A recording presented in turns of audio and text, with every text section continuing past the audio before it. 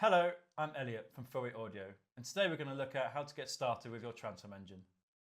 Using the front screen on your transform engine, you can configure your IP address for primary, secondary, and control networks.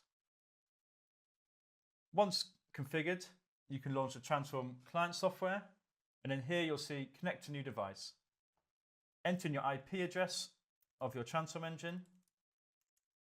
You can select Connect, and this will show your transform engine connected.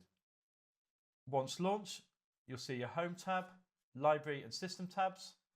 In the bottom right, you'll see Connected and the IP address you've used. And in the middle, you see Empty Session. If I click Add, you'll see your first plugin chain.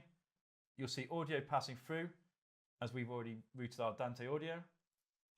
And at the top of that chain, you'll see Chain 1. Double click in and you can select it and rename it as you wish. You can also select the color from the palette in the bottom right.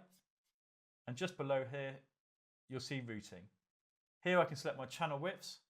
For this one, we're using the stereo chain and selecting 1 and 2 as our input. At the bottom of that chain, you'll see delay conversation, which we'll go into at a later video.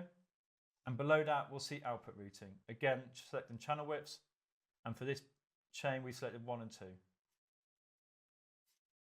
In the middle, you see a plus icon, and here's where you'll add your plugins. In a later video, I'll show you how to install and activate your plugins.